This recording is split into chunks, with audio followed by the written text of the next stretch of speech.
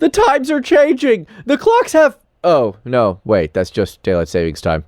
Well, we're celebrating change anyway, as we contrast and compare how certain games have changed over time. Join us in the Music Arcade.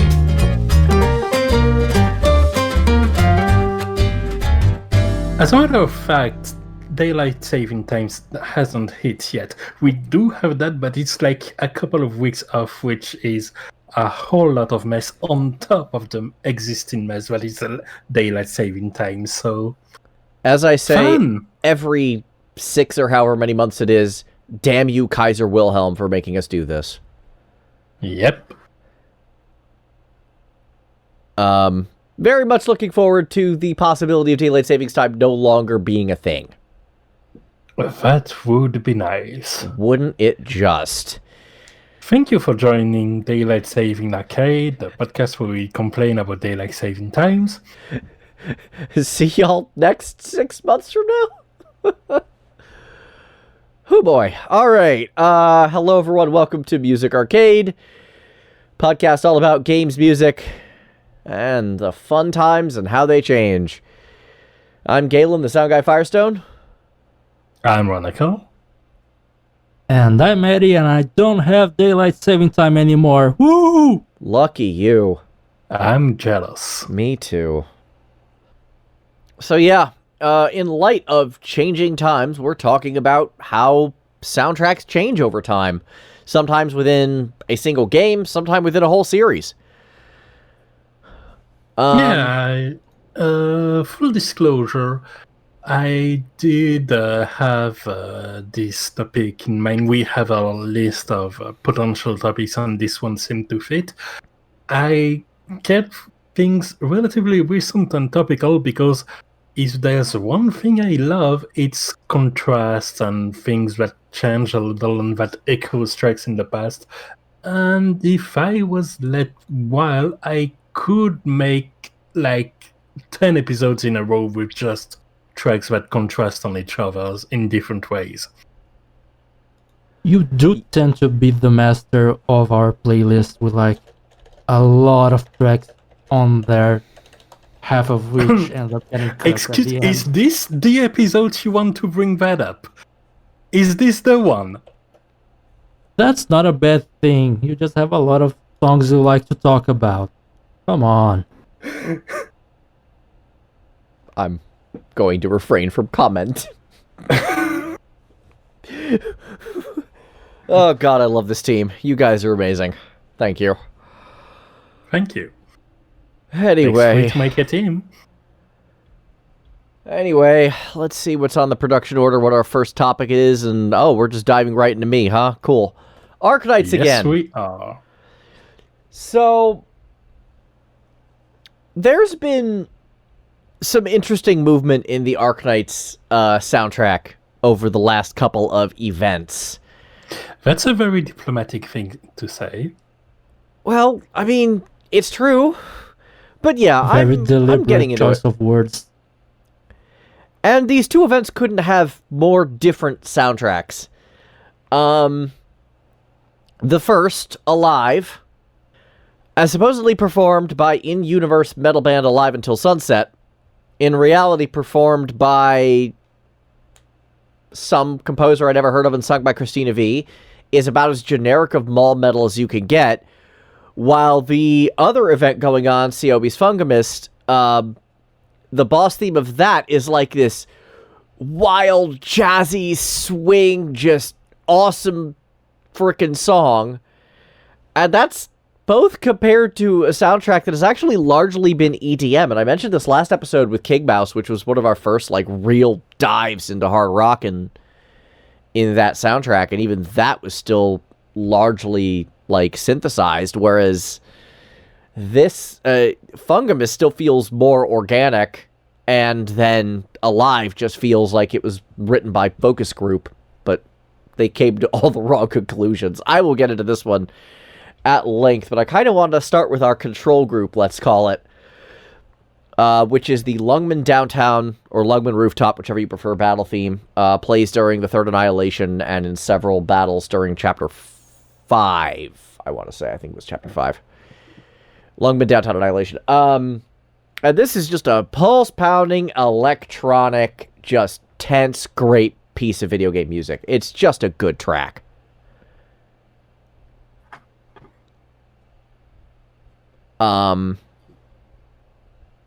Compositionally, it's fairly simple. Repetition on a theme, good harmony, strong melody line, great breakdown. There isn't really anything special about it. It just sounds really good. It's filler in the best way. Yeah, it's Arknights.mp3. Yeah, pretty much. Like, you've got tension, you've got this build-up that's not too hectic, but still is way more elaborate than you'd expect from a tower defense catgirl-based mobile game. Well, you say Catgirl, but the vast majority of the actual, like, the two groups that have the highest number of people other than the Catgirls are the Wyvern Girls, and I have to emphasize that because there's also Dragon Girls who are a lot more rare, and then Rabbits are the other ones. Yes, and Demons. But if I say Kimono Mimi, I sound like a weeb. Yeah, I think we talk about Japanese music enough that ship has sailed. And it's funny because I was just talking about Fungimist, and my favorite unit to use in all of Fungimist is he looks like a normal dude. He's just a normal, dark-skinned Hispanic dude. I would imagine his everyday thought is, what the hell am I doing here? You'd think that, but he is actually a local and is pretty used to dealing with the various, quote-unquote, ancients in the game. This is not relevant. We can talk about this if we ever get back to gachas. That's another conversation. But in terms of the actual music, yeah. The Lungmen Downtown Battle theme is basically what you expect when you kind of open up a game like Arknights. It's got the whole, like, modern fantasy vibe. Now, in-game... The sound fidelity is a bit better than you would expect from a mobile game, but the composition is... It's cool, but it is very much what you would expect there. Yeah. I mean, as I said, there's a reason I'm using it as the control group. I called it filler in the best way on purpose. It's a fine song. Nothing really special about it, but it's cool. I like it. It just sounds good. It's got a cool melody. Again, I'm not saying it does anything special, but that wasn't the point. It's a regular stage theme. It's not trying to be. Whereas the next song I'm going to talk about is the exact opposite. This one is doing something special. It's jazz.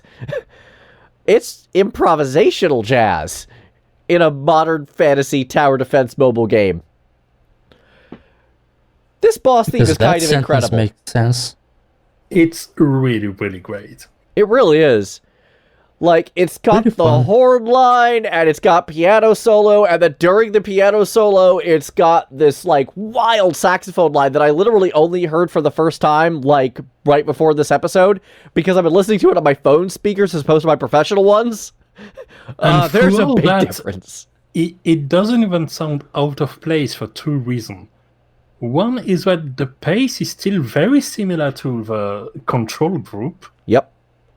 And the other is that the event is weird, so it makes sense to translate that by putting something different. Oh, yeah.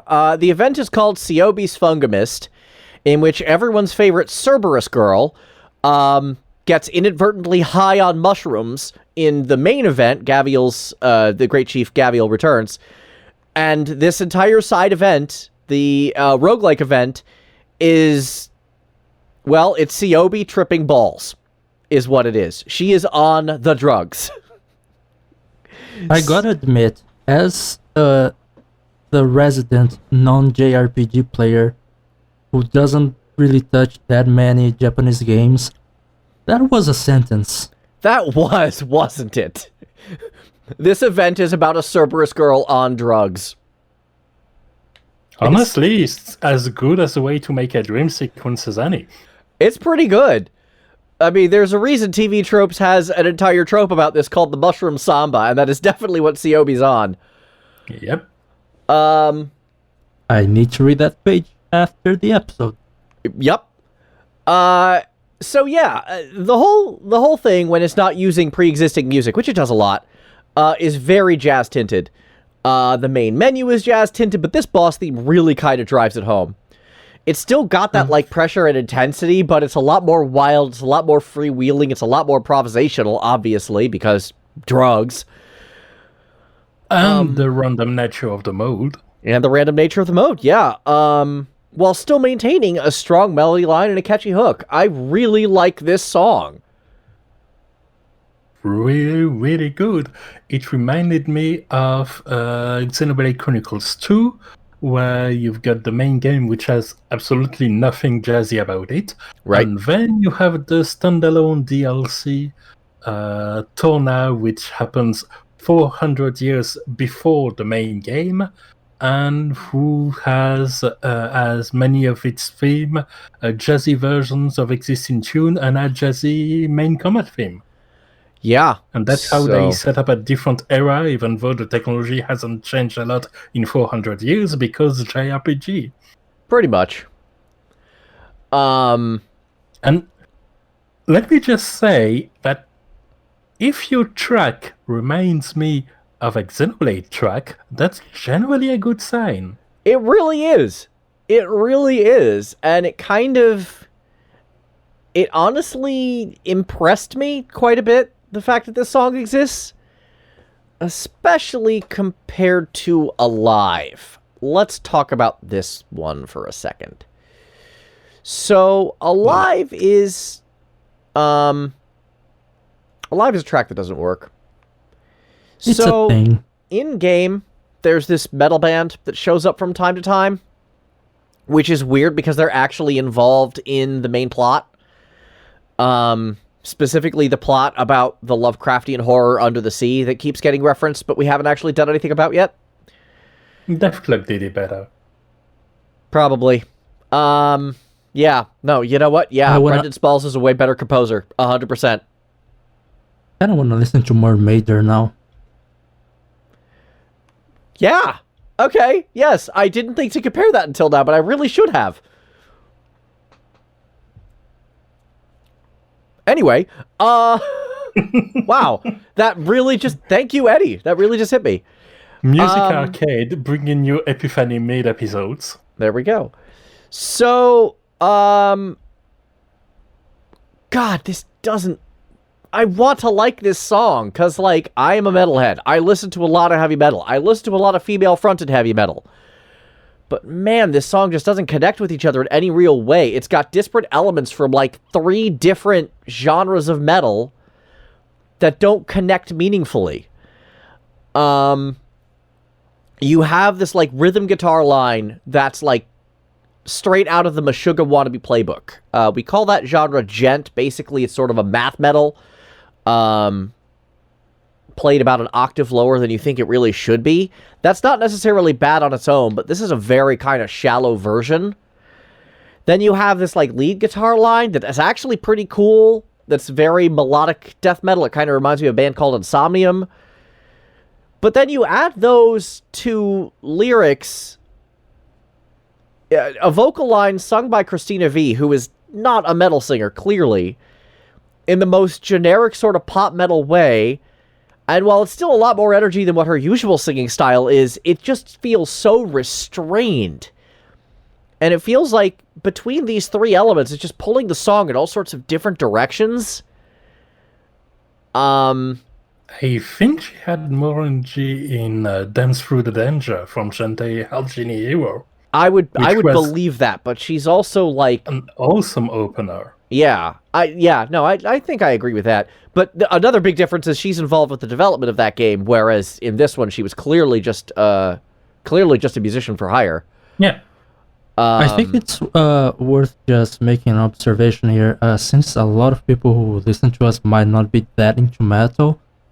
When you imagine gent, since it's very hard to explain for non-metal fans, imagine more or less what Mick Gordon does in Doom, except with not as many industrial music elements. Industrial That's and very thrash. close to what Jet is. He's got some real thrash DNA in there, but yeah, no, that's pretty accurate.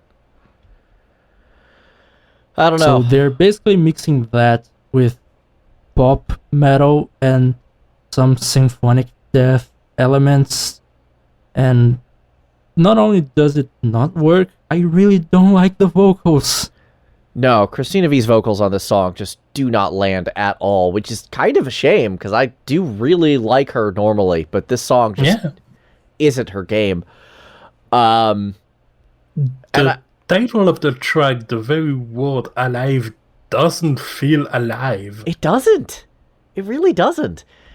And it's really kind of a shame, because obviously they've done hard rock and heavy metal tracks at Arknights before. We talked about King Mouse just last episode. That song's incredible. And I mentioned this a few times. Like, if they'd gone harder towards one of those three angles, if they'd gone a more melodic death metal direction in the way of the lead guitar line, this could have been really cool. If they'd done the exact opposite and gone more pop metal, it would have been probably really cool. Instead, as it stands, it just feels like a mess. It's just a mess of a song that just doesn't hit. I wish it did. Commit. It doesn't commit. That's the best way to put it. It doesn't commit. As both a metalhead and just a scholar, I guess, of music and sound, this feels like it was written by a focus group that doesn't understand music that well. That reminds me of a video. I didn't watch it. It just got recommended to me once or twice. I can't remember the YouTube channel. Mm-hmm. But it was about corporations coming up with songs. And the thumbnail was one of those Synergize me some tunes. Exactly. The thumbnail was one of those generic corporate meetings, people in suits and ties. And like one guy standing up saying, "Synergize me some tunes." Yeah, it got in my recommendations too. You know what this actually reminds me of now that you put it that way? Okay, so the only reason I know about this is because this is the thing that made me start to respect Miley Cyrus. So she was in an episode of Black Mirror where she actually played primarily a rocker and did a really good cover of Head Like a Hole by Nine Inch Nails. And then something about her being in a coma, and then someone using, like, a thing to pull a song from her brain, and they take that song and they run it through a music sanitizer program, for lack of a better term, to create a pop dance version of Head Like a Hole with the exact opposite message, as sort of an anti-pop song. This kind of reminds me of what would happen if you take, like, a Meshuggah track and did that to this, but didn't do it the whole way. That it's a bit too close to home. Yeah. I don't know. I really wanted to talk about this one because usually Arknights, especially their, like, licensed tracks, are usually really solid. Like, they had a track from Steve Aoki that's really good. They have, like, I think Operation Tower Feast is coming soon. On Global. Which one? Operation Tower Fears. The one with the Goshina trailer. Oh, yeah, probably. Yeah, that's another one. Goshina, sure, hire that guy. They have a song by, what's his name? Casey Lee Williams, do I have that right? Who Probably, yeah. Who has who has work on the Ruby soundtrack? Like, they're usually really good about licensed tracks. I really don't understand how this one ended up such a flop. Also, Casey Lee Williams sung Alive very loudly in Rules of Nature, I believe.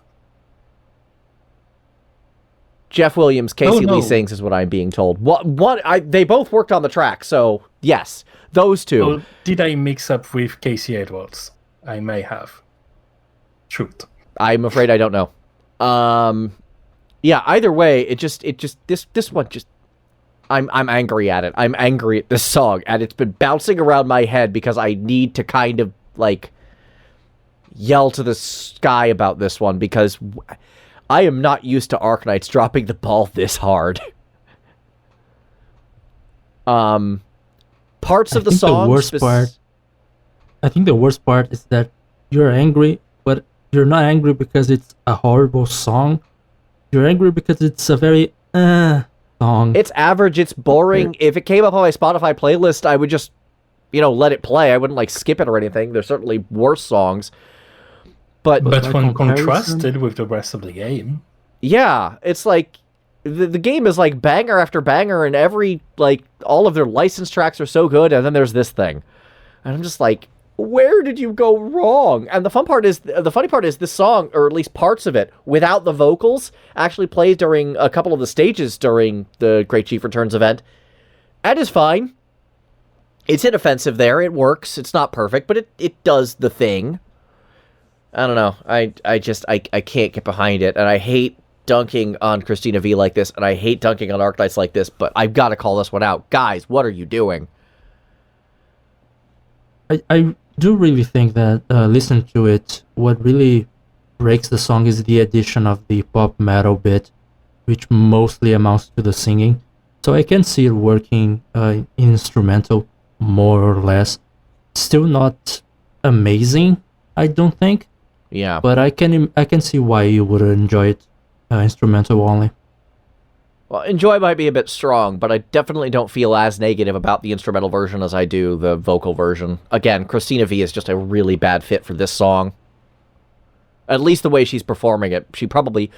I mean, I've heard her do some yelling in Tales of Berseria, so it's entirely possible that if she went, harder on it, it might have been good, but as it currently sits, it just doesn't click. I don't know, there's a version of this song out there that works, and it kind of pisses me off that they somehow came so close and yet landed so far. Maybe she was directed to play a bit more of a pop metal sound because it's supposed to be a popular band or something, but it really didn't hit Yeah. It really hit correctly, I would say. Yeah.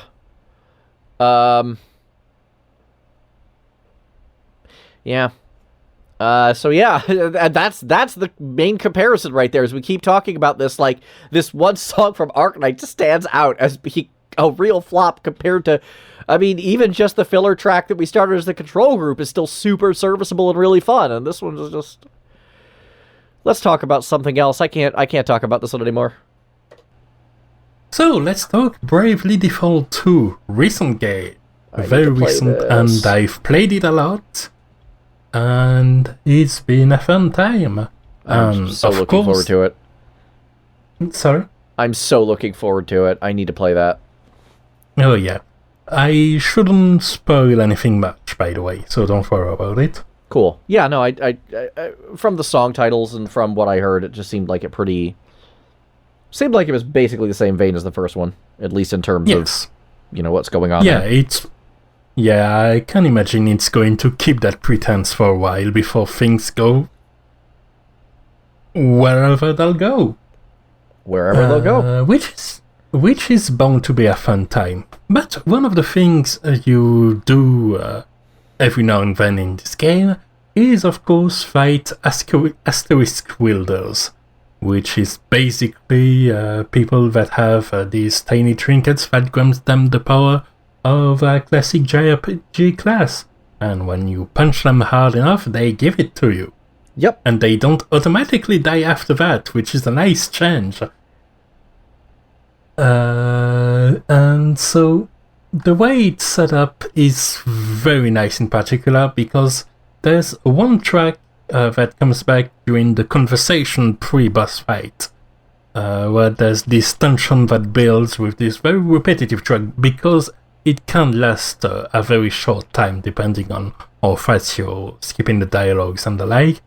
But it goes da da da da da da da da da da da da da da da, and it builds things like that, keeps you a little bit waiting, and then the fight starts. And there are several boss fights themes that can happen, but the way...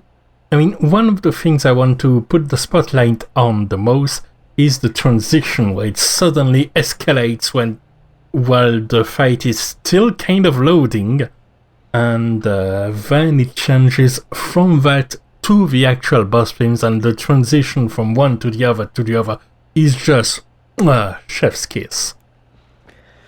I like it when a game escalates, is able to connect their songs like that. Yeah. Anytime you get like a variable mix or something in that vein, I'm usually for it because it creates kind of a dynamic environment to the game that's kind of impossible in any other medium. If it's not interactive, it doesn't work. Exactly. And also there's the way... How to say it?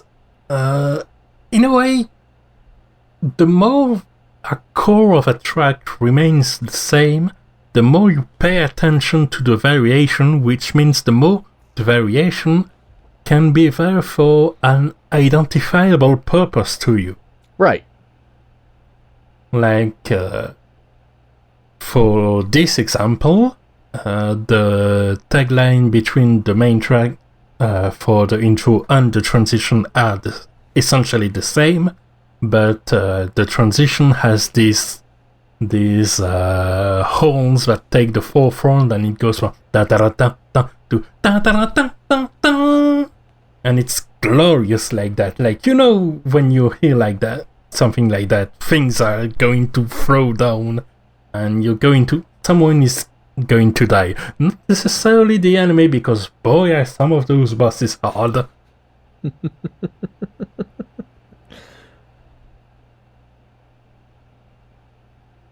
So yeah, I think that's a wonderful way to just go from the pace of a tense conversation to the pace of a combat. And that's not the only thing Bravely Default 2 brings up to the table as a variation on a theme. Okay. Because there's also the world map themes. So, a bit of context on the position of things. When you go to the first area, the first big... the world map is sectioned in parts. I imagine that's going to be a bigger world map when you'll get the airships you're inevitably going to get at some point. Yep. But it starts sectioned, and you start in Halcyonia, which is this... basically the Plains beginner JRPG area, and the world map has these wind instruments that carry the melody, pretty peaceful, pretty nice. And then you get a whole dungeon through a valley where some intense stuff happens, and you stay there a while, you fight some bosses and everything. And then you have this nice desert theme when you go on the other way of the valley and into another world map. Well, another section of the world map. And it's very much desert theme point MP3 as far as the instruments go. Like, no, I get exactly what you mean. I do. Yeah, like, it's got the Spanish guitar and the pan flute, yeah. You couldn't use this track for anything but a desert area. Right. And something I didn't notice, however, is that they're actually the same melody, which is only really noticeable when you go to the third area, which doesn't have a dungeon to transition between one area and the next. And so you get the music that changes immediately from the other, and it's the same track again, well, the same melody again, just with different instruments again. And a bit of a more melancholic or tragic theme to the third one in particular.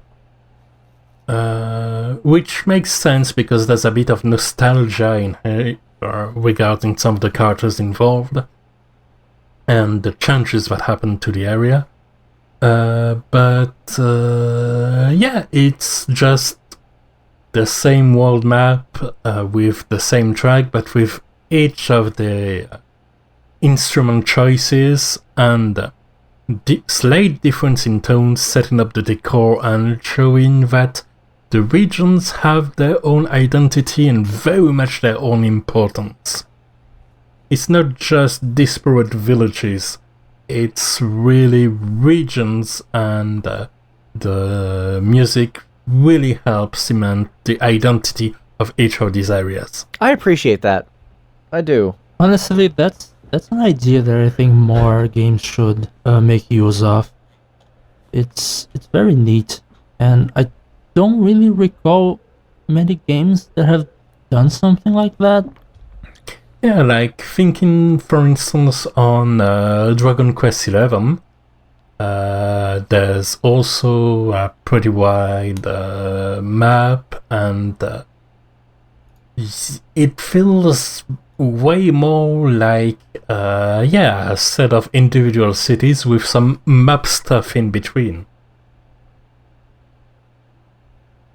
Of course, Dragon Quest XI OSC had other problems in its original release, but that's neither here nor there.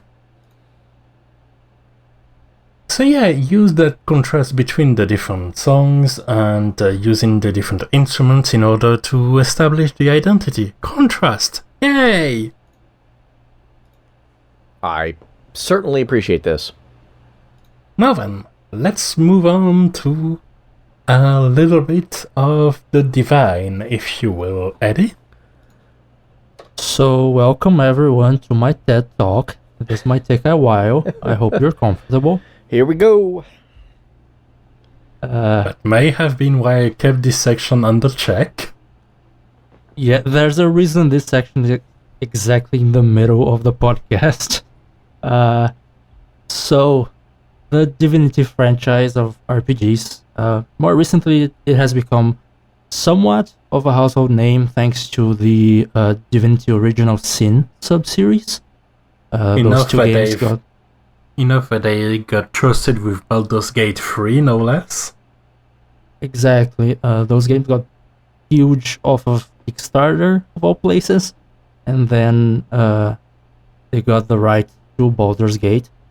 So the series had some early beginnings that really don't reflect what it's become nowadays.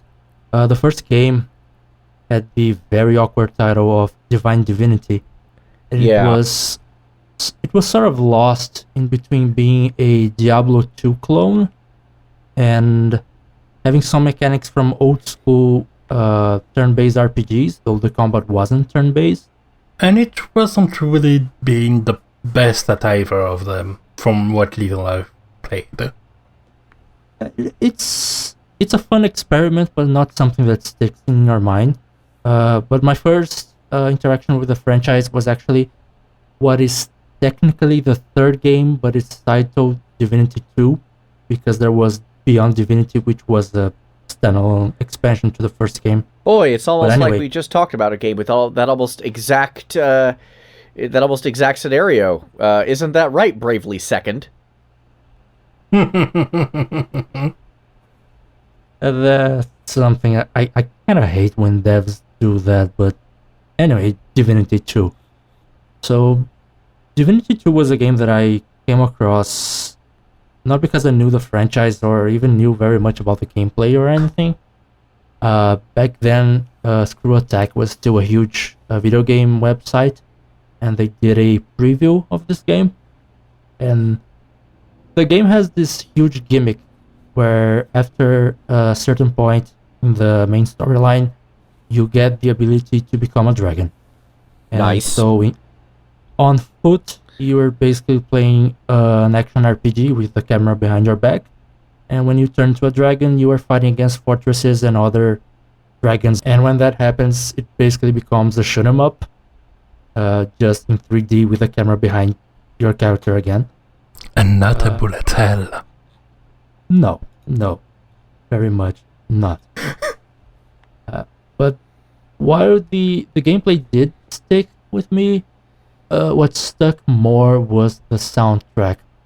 And to talk about the soundtrack, I need to set some things up first. The main composer for Divinity 2, he actually worked on all games in the franchise, from the first Divinity game all the way to when he unfortunately passed away in 2015, meaning he worked until the first Divinity Original Sin. I will butcher the pronunciation, I'm just sure, but I believe he was called Kiril Pokrovsky or something along those lines. I'd say that's a very good pronunciation. That sounded pretty close to my ears. Thank you. He was was known for Nada. this sort of work where it's a mixture of classical and new age and neo folk sounds.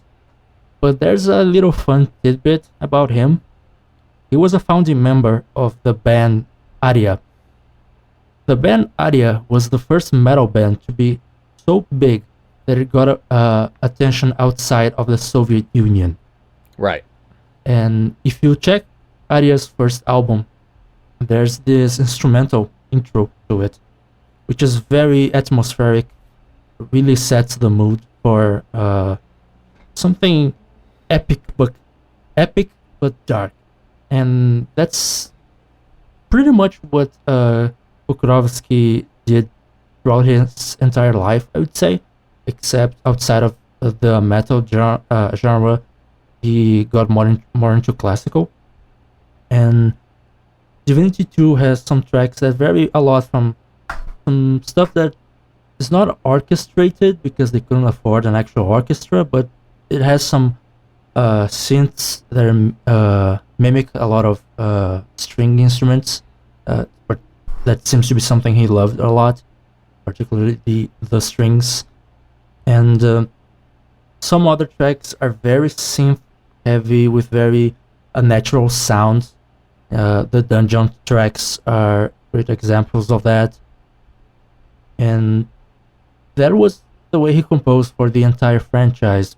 And the result, at least in my opinion, was that he managed to create a sort of soundscape that invokes the idea of folk music. Like this music you're hearing, it feels like it belongs to a culture. It feels like it has history behind it. But it's all done in the name of a fictional culture.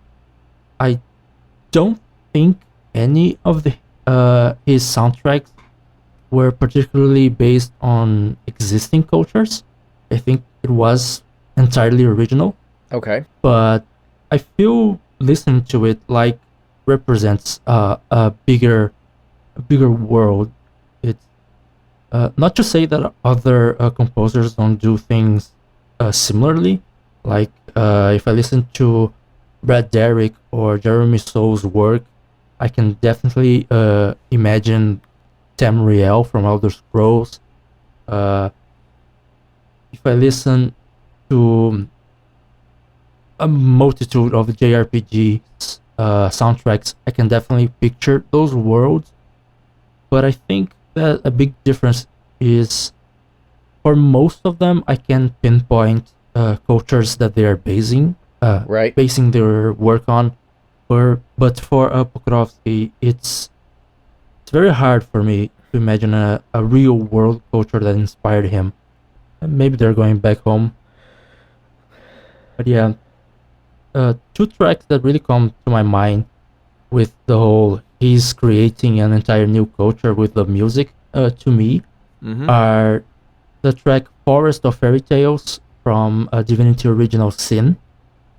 It's very folky, it has flutes in it. It sounds almost like something you would almost something like what you would hear hobbits from Middle-earth sing and dance to. Yeah, as I've said before the show, it gives me some Final Fantasy Crystal Chronicles vibe. Yeah. Also a good sign. I would agree with that. And yeah, it definitely grabs that identity, and you can pinpoint it as both a folk track and a game track, I would say. And another track that really comes to my mind when I think of Pokrovsky's work was actually the title theme to Divinity 2, which I almost brought to our episode about introductions a few weeks ago, but I decided to hold off for an opportunity like today. Well, now you have it. And very much so.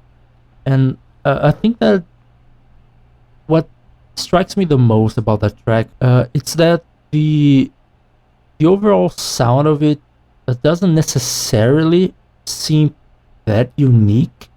I'd imagine having something too unique as the title theme maybe could get some people to not follow through and play the game. I don't know.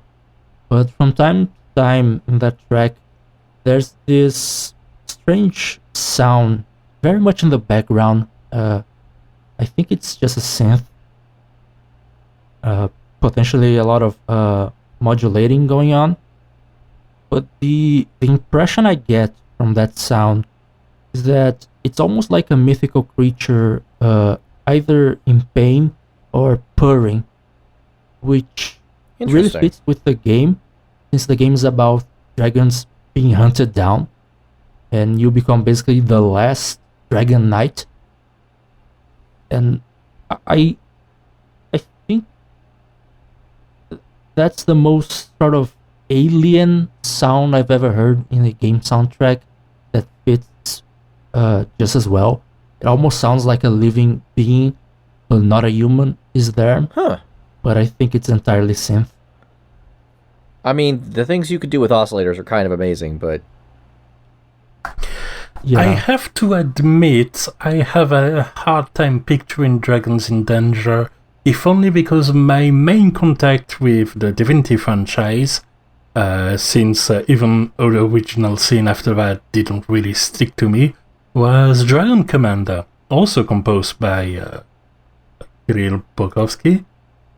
And in it, it's a strategy game, except you also have a dragon with three jet reactor on its back, and then you murder everybody, and it's awesome. That sounds real weird. Yeah, that game was weird. It's a great game. I think they couldn't flesh it out a little bit because they had to definitely. check resources.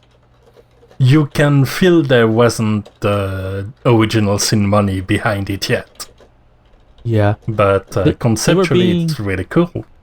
They were being co-developed, I think. There's a whole lore about why the dragons were hunted down and how that happened. But essentially that Divinity 2 happens after they were hunted down, and there's only a couple left, and you basically gain the powers of one of them. So I sort of imagine this dragon, either baby dragon purring, like how you're a new dragon in a certain way, or may be a dragon sort of in a cave fleeing from the hunters and in pain, so it's sort of purring because of the pain. That's kind of what I get from that synth in the background for the main theme, which fits the themes of the game very well. But that all was Pokrovsky's work. So, as I said, in 2015, sadly, Pokrovsky passed away. So, first of all, Larian Studios had a rough time trying to find someone to replace him. And they ended up working with Borislav Slavov. He is from Bulgaria. I don't think any of his previous soundtracks are particularly memorable. I've never heard anyone talk about those soundtracks. Like his work in Crisis 2 and 3, Rise, Son of Rome, Two Worlds 2.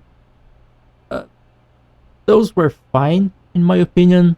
Not amazing. But yeah, a handful of those words are curse projects as far as I'm concerned. Like Rise. Oof. Yeah, the games themselves also weren't all that amazing, so the games were kind of forgotten as well.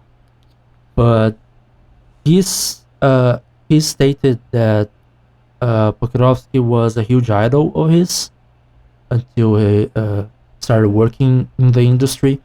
A huge inspiration for working in the gaming industry even. And I think with Divinity Original Sin 2, which was his first game with Larian, and I think he really captured the spirit when he worked in Original Sin 2.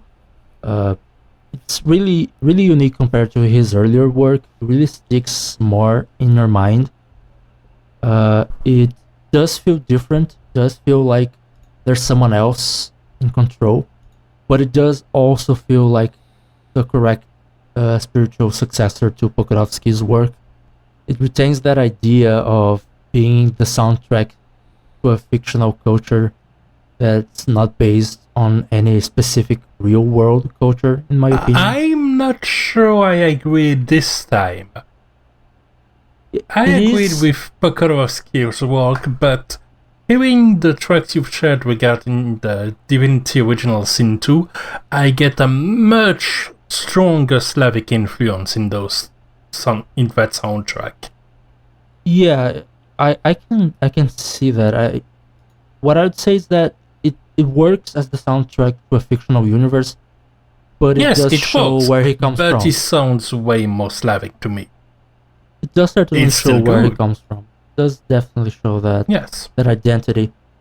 And part of his... I think the contrast is interesting, in fact. I think that's fair, and ironically, this soundtrack alone also has a lot of contrast within itself, because when you're creating your character, you have to choose between four different musical instruments, and whenever you do something special or you're in the middle of a certain story beat that really involves your character, the music sort of mutates, so to speak. It adapts your instrument along with the main melody and the main instrumentation of the track. And there's a lot to be said about how he managed to make all of that work mostly seamlessly, not 100%, but mostly within the gameplay. And the tracks don't really change all that much. There's two of them that are on the soundtrack album, where you get the track and the four versions of it with the character instruments. So he had that challenge along with the challenge of being the guy to replace Pokrovsky. So I think it must have been rough on the guy, but he did an amazing job. I think it's his best work so far. And he is composing Baldur's Gate 3 as well. So fingers crossed. I think he has a lot to show despite the rough beginnings. And if he continues to work with Larian Studios, I think I'm sure that he'll get to explore his creative chops in the future. But it's certainly different from Pokrovsky, but I'd say equally as good, even if it's a bit less original. And that was my TED Talk. That was... Thank you. Honestly fascinating. Yeah, big shoes to filling are always something that's complicated, but keeping the spirit of a series through a change of composer is something that, for that matter, Bravely Default had more trouble with. Yeah, carrying the torch is definitely no joke. So when you have a situation of, even compared within a series to a composer who's still somewhat actively working on the game, although not as much recently, obviously, it comes up, and I find myself where my least favorite track of the next four was actually composed by the series original, and frankly, one of the grandmasters of game music, Nobuo Uematsu. The first, regular dungeon theme in Final Fantasy XIV, I guess specifically starting at A Realm Reborn, because I think Legacy had a different one, is just not good. It's called A Promised Plunder, and it is generic, kind of boring, not really great ideas. I think it shows to me one thing in particular with Uematsu is that he doesn't really seem to, in this attempt at least, to really click on the pace of battle that an MMORPG has, the way other tracks of this game have, and the way FF12 have. I'd agree, in but a I'd very also different way. disagree. This one song isn't good, but a lot of his other work for the game still holds up. Yeah, but that's specifically a dungeon battle theme. Yes, that is true, and in this case, it really didn't work. It's kind of like it's there. It's not. It's kind of like my opinion of Alive. It's not offensive. Yeah, but yeah. It definitely doesn't land the way it should have, and it really, like, every time I get a sub 50 dungeon and have to listen to this song, I'm just groaning. Because it's like, oh, this track again. And there was a couple of songs that, like, most of the dungeons would actually play, like, about a minute of a snippet of music in the early game, and then cut it off so that the only thing you're hearing is this battle theme. And I'm just like, I don't agree with that at all. Probably should have just had dungeon music throughout, which they eventually did. Which was the correct choice. It was absolutely the correct choice. The first one that really got to me, that really made me go, okay, they've figured their dungeon stuff out, was a song called Slumber Eternal that plays on the Somal dungeon. And I'm like, it's simple, and it's variations on a theme, but it gets the blood pumping, it's got a really cool melody line to it, like, it plays throughout. It doesn't interrupt itself for generic battle music. It actually just keeps going. And that was the first time one of the first times I really kind of stopped and went, oh, this track is actually, like, super legit. There were a couple of times in ARR where that happened, but once we get into Heavensward where things really start getting interesting. And that was the first one that I really just sank my teeth into and really started listening critically. Which, of course, follows up into the next, quote-unquote, generic dungeon theme, which is the level 60 hard mode dungeons, which is called Quicksand. And there was a level 50 hard mode dungeon that was pretty good, but I like Quicksand a lot. Like, it's got a real vibe to it. Ironically, returning to some Al again, but this time in hard mode. Yes, and I remember the first time I heard this, and I'm like, why does Somal of all places get all the bangers? It was technically a transition dungeon, it wasn't even that important, but it was getting the good music.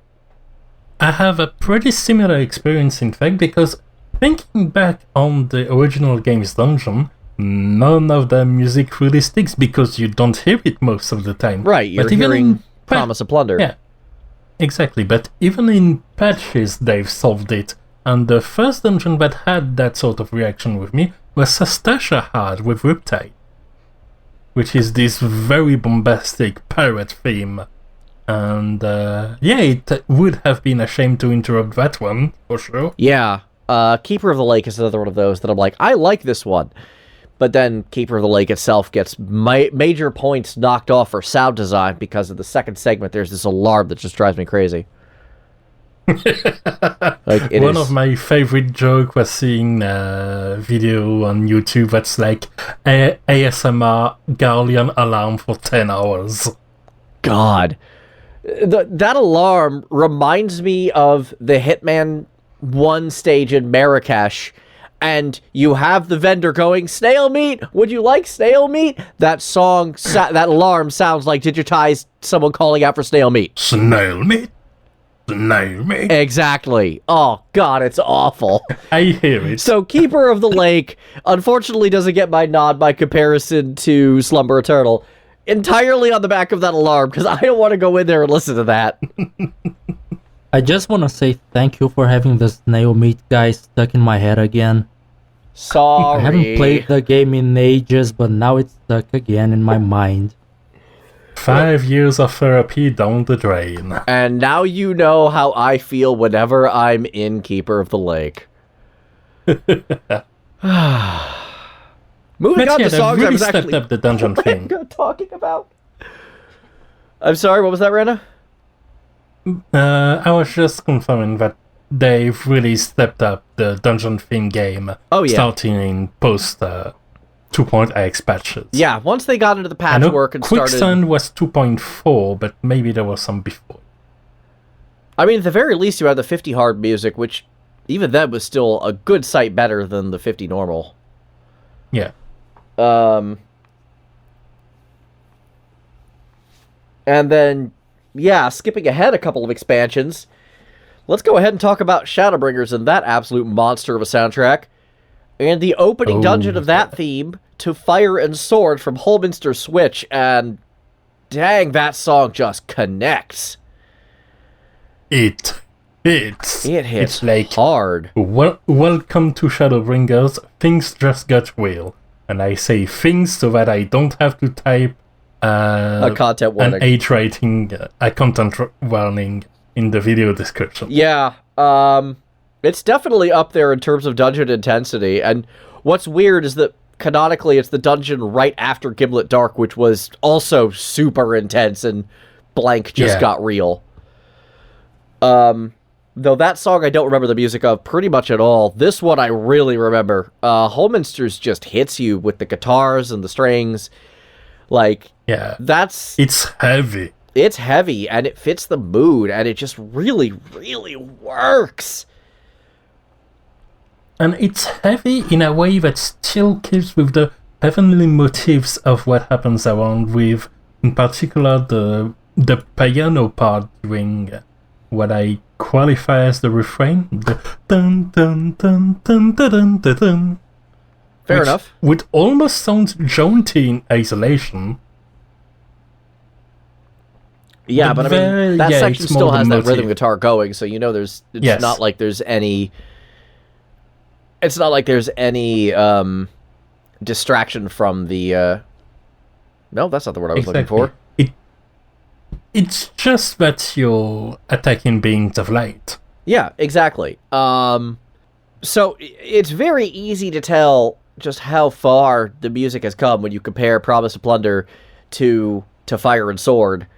Because you have the opening, essentially the opening dungeon to ARR, which is really not good, and then the opening dungeon to Shadowbringers, which is super on point, super technical, very, very good, doesn't interrupt itself with a bad battle theme. The progression there is just Imagine retrospectively how good some things like Hawkmanor would have been with today's music tendencies. Yeah. Like, Hawkmanor actually has a pretty solid dungeon track for the minute or so it plays before Promise of Plunder shows up to ruin the mood. Yeah, I mean, I don't know. It's just such a contrast. We keep talking about contrast. That's kind of the point. It's like it's the episode theme. Yeah, you'd think. It almost feels like two different games, despite being a genuine progression from the original. So, yeah, I don't know. That's my take on FF14 and the dungeon themes. There was a lot that we could have talked about that we just don't have time for. I could probably get into a dissertation on every expansion's music at this point, but... I was curious to hear if you had any thought in particular between, even if you have to voice them quickly, between Holminster Switch and the theme from Hero's Gauntlet. Hero's Gauntlet actually sounds a lot more assured as a song, which makes sense, because by then you've gone through... You're heading towards the final boss of Shadowbringers, and instead of, well, the true final boss of Shadowbringers, let's put it that way, and instead of this, like, intense foreboding, you have a song that actually brings up kind of the determination aspect, and kind of shows, okay, your character is about ready to bring the pain. Yes, they're going through some stuff, but that stuff isn't necessarily more than they can handle. It's a very different animal. It's a real strong love letter to Shadowbringers as a whole, and to the world that Shadowbringers takes place on. Thinking back specifically on the contrast between the two tracks, one of the things I didn't really articulate before that is that the very first few notes of each track kind of show the path gone throughout. Like, you start with Holminster Switch, which that dun dun dun dun dun dun. Immediately you're getting right into it, you're getting your boots to the ground, you're opening up, and you're going to be there for a while. Yeah.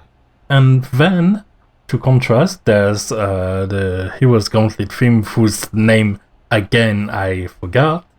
The Path Where All Roads Lead, or something like that.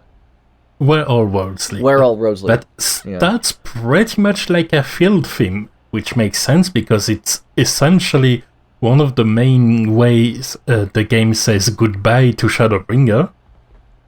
And it brings a little bit of melancholy because of the fact that it's the last dungeon for a while that's going to happen in this region. Assuming Shadowbringers would finally give us some optional dungeons, that would be nice.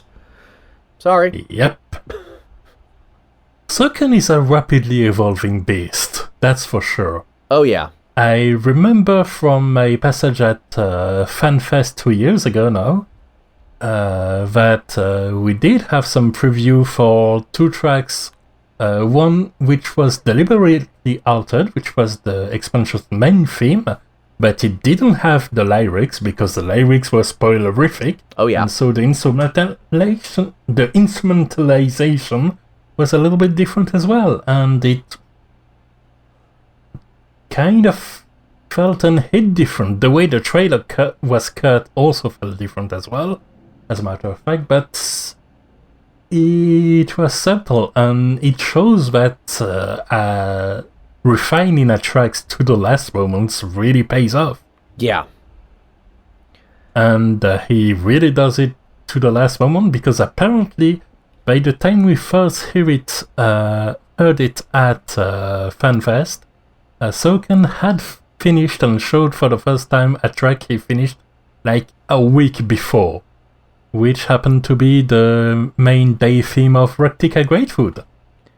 Which is also kind of incredible, but not really in the scope of in the scope of the discussion today, but that is definitely a song I want to talk about at length later.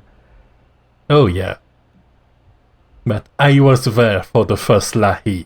Oh wow. That's gotta be that's a feeling. gonna count for something. Yeah. I should get that printed on a t-shirt. Anyway.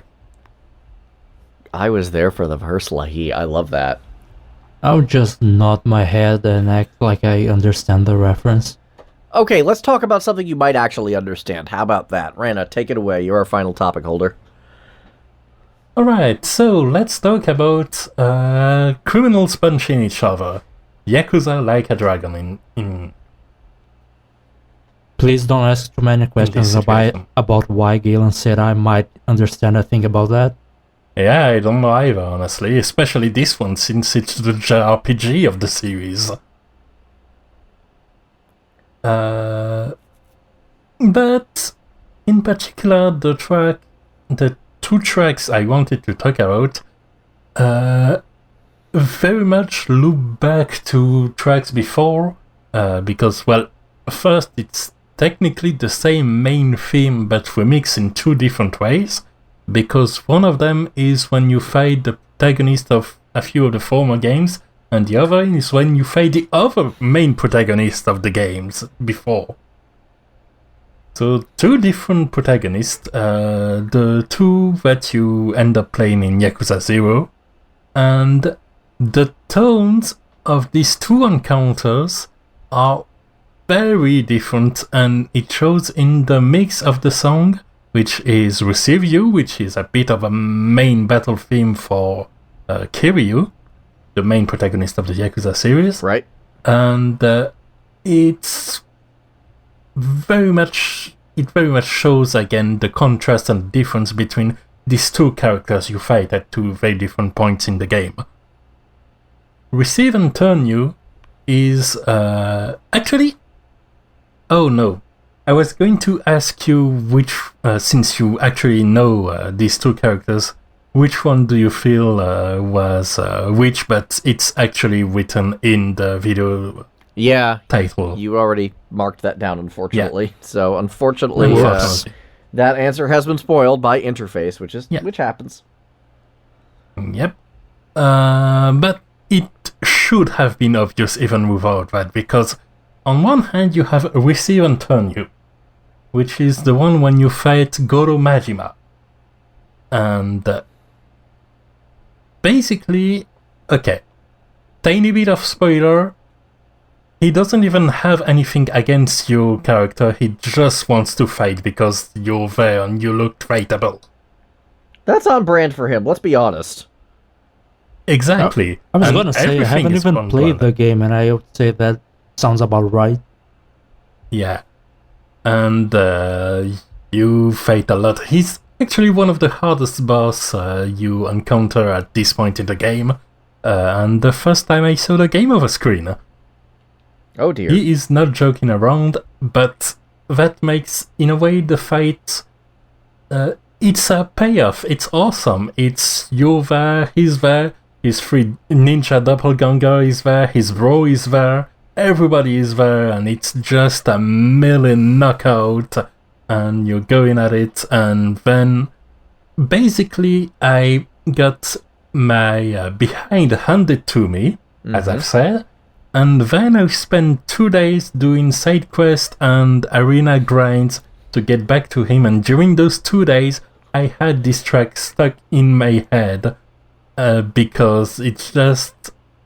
I even started mishearing the lyrics, quote-unquote, well, the vocals more like, which, and I don't know what they're supposed to say, but in my head it's go, Showdown, Buck Camp, on and on again. As it gets increasingly crazy, and yeah, it delivers. So it's a fight that's really enjoyable and that you're meant to enjoy.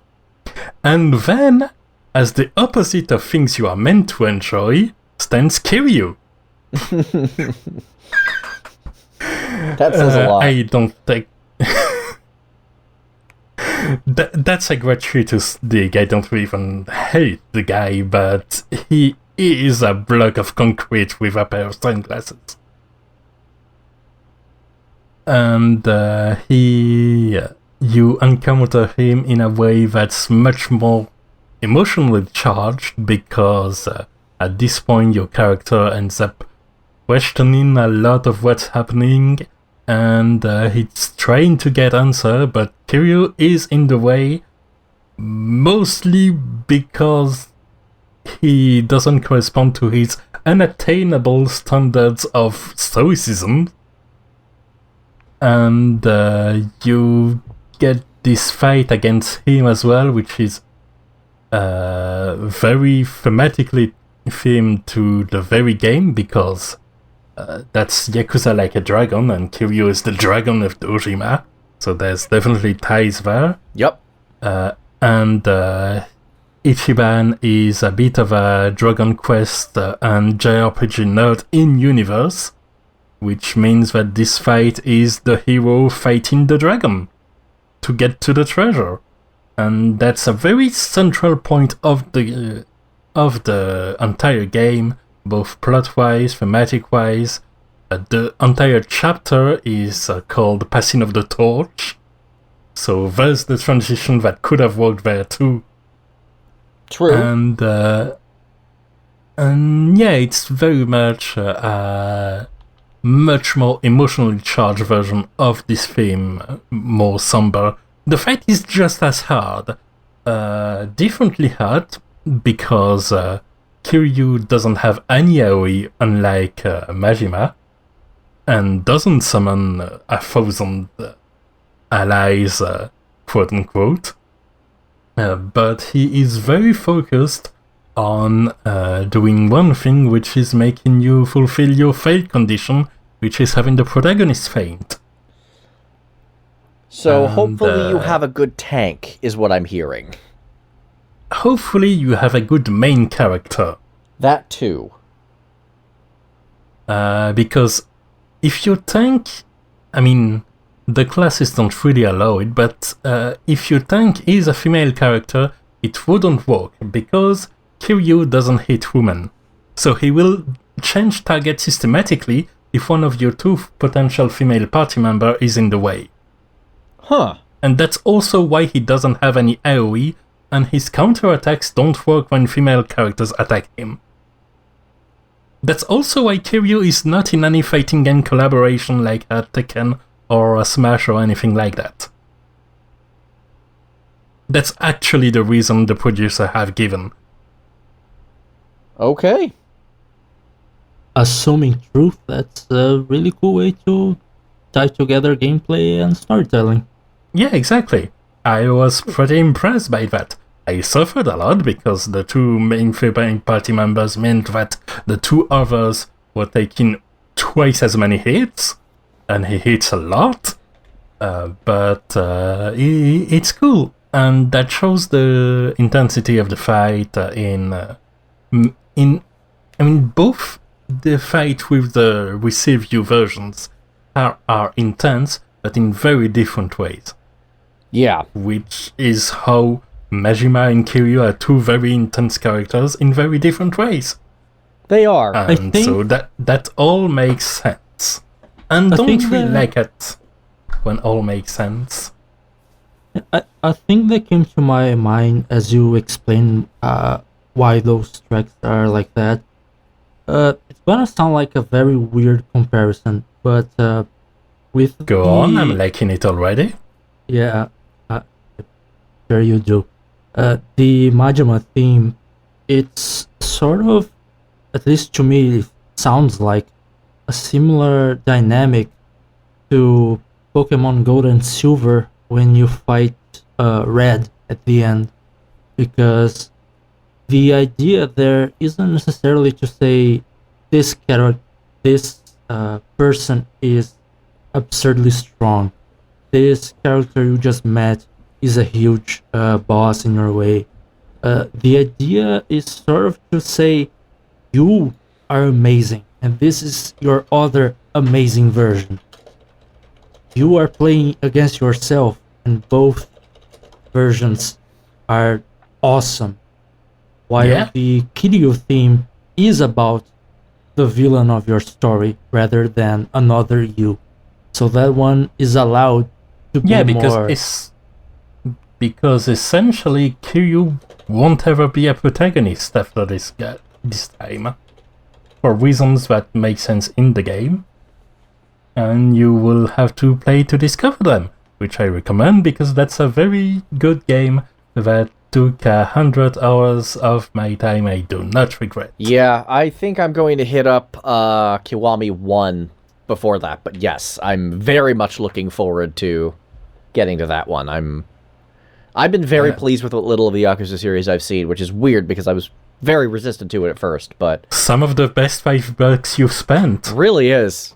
And yeah, we've talked about Yakuza 0 a couple times. That soundtrack is also quite excellent for a game that's an RPG, but with a beat-em-up battle system, which is just wonderful. That's kind of the one thing about Like a Dragon I'm kind of a little suspicious of, because like the Yakuza games that I've played and seen seem to be more like a really refined River City type of deal, where, yeah, it's an RPG, but your battle system is an active punching thing, and turning it into turn-based kind of makes me feel a little trepidatious. There are definitely some parts where I was like, I wish this was an action scene. Yeah, I believe it. In particular, one of those was triggered by the soundtrack, but I don't really have a thing to contrast it with, so I will not talk about it this time. Something just crossed my mind where Go on. You're talking about this being mostly an action-based series suddenly having a more hardcore RPG entry, and we know Galen's feelings about Final Fantasy VII doing the exact opposite. My feelings have less to do with it doing the opposite and more about it doing the opposite very poorly. Yes, but let me just put things this reflection, I would say. Also, Like a Dragon is the 7th entry, mainline entry in the series. Well, not the 7th per se, but it is called Yakuza 7 in Japan. It's anyway. The 8th in the series? Well, there's also Ishin and Lost Souls, and I suppose the side game with Ken could count as part of the series as well. But that's neither here nor there. What I was just going to say is that it's always did 3D action a bit clumsily at part, with things like the enemies blocking mid-combo randomly for no apparent reason. And it does JRPG with a similar level of clumsiness at times. Anyway, let's not talk about the OST at all. We have gotten kind of sidetracked. And my subject, my talking points are pretty much over, so I believe we can slowly move on to the conclusion. I think that is a fine idea by me. Obviously, times change. Times change, and so with it does the music. Sometimes good, sometimes not so good.